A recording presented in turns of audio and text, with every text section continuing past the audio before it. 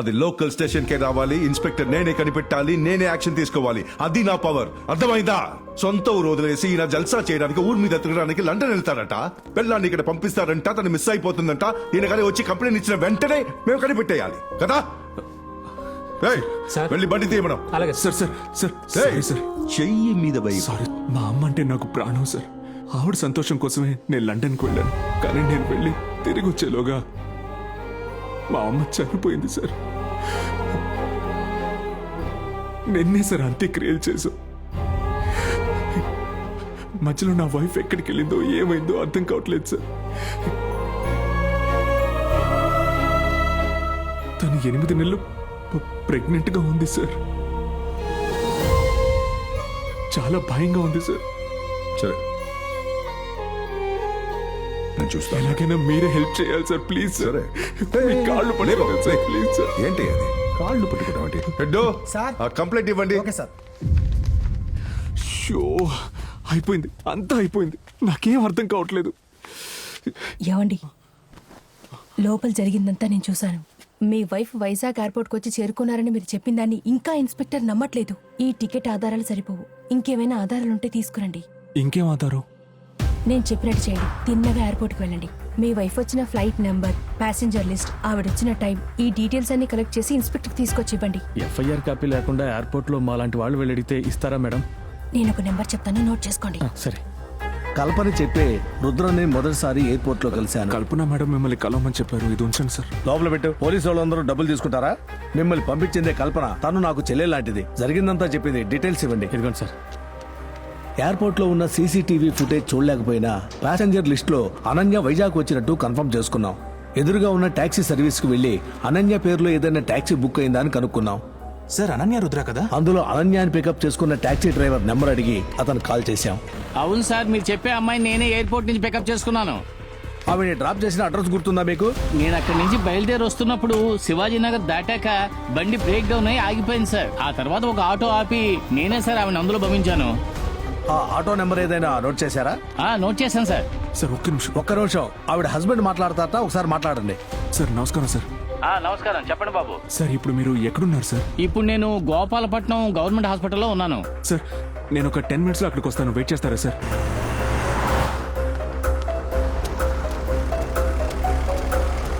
బాబు, ఒక కప్పు పాలు ఇవ్వు. హలో, పాపకి పాలు కొనడానికి గేటు అవతలున్న పాల బూత్ దగ్గరికి వచ్చాను. అన్న మీరు ఏం కలర్ షర్ట్ వేసుకున్నారు?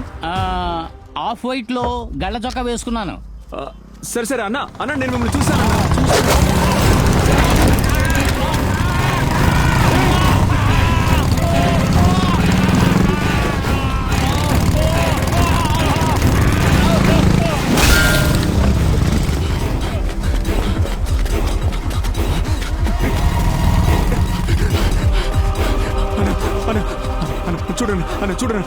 చూడండి అన్న ఆటో నెంబర్ చెప్తానన్నా.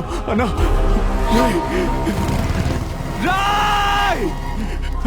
రాయ్ ఎత్తడ్రా.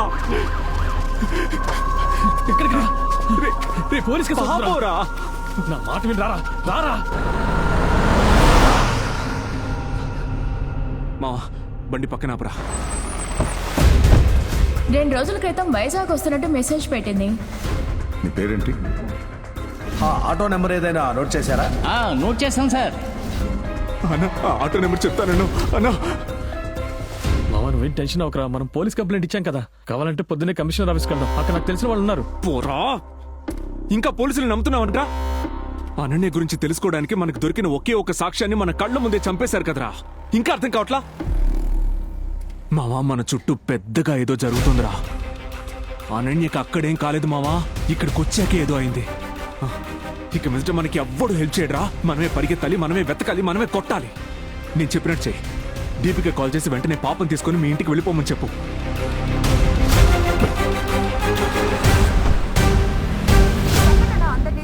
ఇంకోసారి ఇలా చేసావో లోపలేస్తాను. నీ పెళ్ల మొహం చూసి వదిలేస్తున్నా.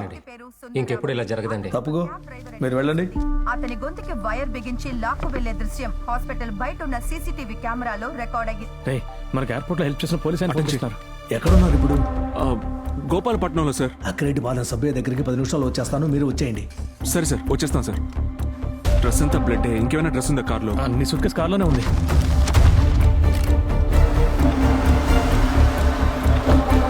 సార్ ఇలా రా. నువ్వేం అడుగుతావో తెలుసు. ఆ టాక్సీ డ్రైవర్ మర్డర్ అవును సార్. వైర్లతో ఇలాంటి మర్డర్లు 4 నెలల క్రితం భీమ్లీ స్టేషన్లో రిపోర్ట్ అయ్యి రామ్నగర్ కోర్టులో ఎవిడెన్స్ లేదని కొట్టిపారేశారు. నాకు దాని డీటెయిల్స్ ఇస్తారా ప్లీజ్? వీడి పేరు జానీ, పెద్ద కిరాయి గుండా. వీడు పనిచేసేది పార్టీ వాళ్ళకి, నల్ల డబ్బున్న వాళ్ళకి. వీడు నీ వైఫ్ విషయంలో ఇన్వాల్వ్ అవుతున్నాడంటే వీడి టార్గెట్ నువ్వా నీ వైఫా అని అర్థం కావట్లేదు.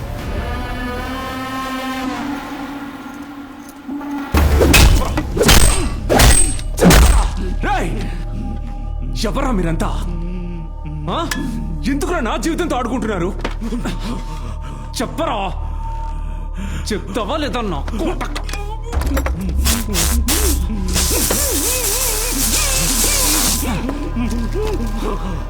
చెప్పరా.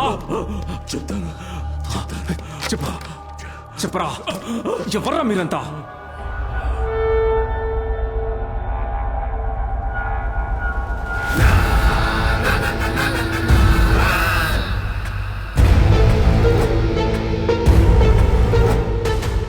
రాజోల్లో 15 ఏళ్ల క్రితం చిన్న చిన్న తగాదా కేసుల్లోనూ కొట్లాట కేసుల్లోనూ జైలుకెళ్లే నాకు భూమికి బెయిల్ ఇచ్చి బయటికి తీసుకొచ్చేది లాయర్ పాండు గారే. ఆ చుట్టుపక్కల ఊరి జనం లీగల్ క్రిమినల్ అని ఎలాంటి కేసు వచ్చినా పాండు గారి దగ్గరికే వస్తారు. దిగులు పడకండి. నాలాంటి లాయర్ ఈ ఊళ్ళో ఉన్నంత వరకు నీతి, నిజాయితీ, న్యాయం జైల్లో పడి ఉండాల్సిందే. అలాంటి లాయర్ ఒకరోజు భూమిని వెతుక్కుంటూ జైలుకొచ్చారు. ఇంకా ఎన్నాళ్ళు ఇలా జైలు బెయిలు అని జీవితాన్ని గడుపుతారు? మీ ఇద్దరికి జీవితంలో ఎదగాలనే ఉద్దేశమే లేదా? ఉద్దేశం ఉందండి, దానికి ఏం చేయాలో తెలియదండి. జైలు నుంచి బయటకు రాగానే నేను భూమి లాయర్ గారిని కలిశాం. ఆ రోజు ఎవరి ఊహకు అందని ఒక విషయాన్ని మాతో చెప్పారు. రీసెంట్గా పేపర్లో ఒక న్యూస్ చదివాను. అమ్మా నాన్నల్ని ఇక్కడ ఒంటరిగా వదిలేసి ఉద్యోగానికో చదువుకో ఫారిన్ వెళ్తున్నారు కదా, వాళ్లల్లో కొంతమందే కన్నవాళ్ల మీద ప్రేమతో తిరిగి వస్తున్నారు. కానీ దాదాపుగా ఎంతోమంది ఆ ఆడంబరాలకు బానిసై అక్కడే ఉండిపోతున్నారు. అది ఇక్కడున్న వాళ్ళు ఆసరాగా తీసుకుని ఒంటరిగా ఉన్న అమ్మా నాన్నల్ని చంపేసి మొత్తం ఆస్తిని దోచుకుంటున్నారు. అది మాత్రమే కాదు, వాళ్ళని చంపడానికి ముందు వాళ్ల పేరు మీదున్న మొత్తం ఆస్తుల్ని వీళ్ల పేరు మీదికి మార్చి రాసుకుంటున్నారు. భూమి ఈ మధ్యలో ఎన్నో చోట్ల జరుగుతోంది. రాజోల్లో గొప్ప ధనవంతుడైన సుబ్బయ్య గారింట్లో భూమిని లాయర్ గారు పనిలో పెట్టారు. చల్లగా ఉండు బాబు, చల్లగా ఉండు. జీతం గురించి చెప్పేశావుగా? అయ్యో ఏంటి జీతమా? మీ దగ్గర పనిచేసే అవకాశం దొరకడమే అదృష్టం అయ్యా. సుబ్బయ్య గారు అబ్బాయి 10 ఏళ్ల క్రితం అమెరికాకి చదువుకోవడానికి వెళ్లి అక్కడే ఒక అమ్మాయిని పెళ్లి చేసుకుని సెటిల్ అయిపోయాడు. ఈ శ్రావణ మాసం వస్తే నిన్ను చూసి 10 ఏళ్ళు అవుతుంది బాబు. అయ్యో నాన్న, నేను ఒక ఇంపార్టెంట్ మీటింగ్ లో ఉన్నాను, తర్వాత చేస్తాను, పెట్టేయ్. అది కాదు బాబు.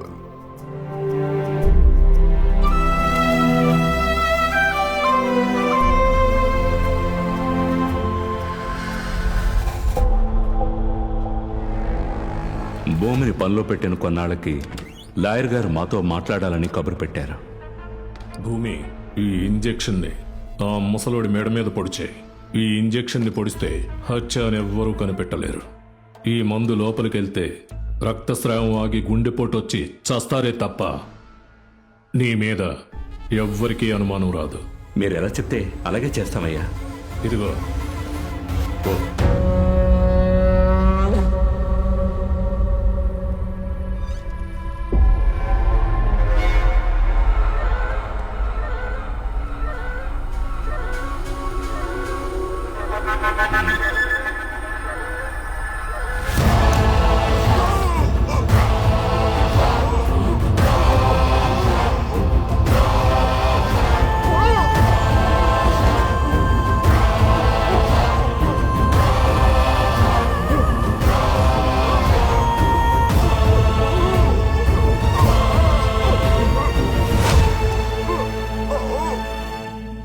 మీరు సగానికి సగం రేట్ చెప్తున్నారు. ఇక్కడ 1 ఎకరం ఎంతో నాకు తెలియదు అనుకుంటున్నారా?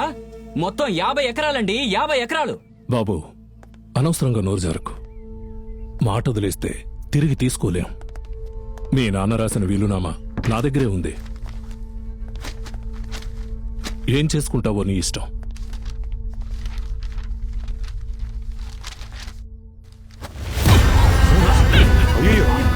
దిక్కులు చూడకుండా వచ్చి కాళ్ళు పట్టుకుంటారా? తండ్రి చావుకి రాలేదు, ఆస్తి కోసం వచ్చేసావు. చావరా నా కొడక. ధనమేరా అన్నిటికీ మూలం, ఆ ధనము విలువ తెలుసుకొనుట మానవ ధర్మం.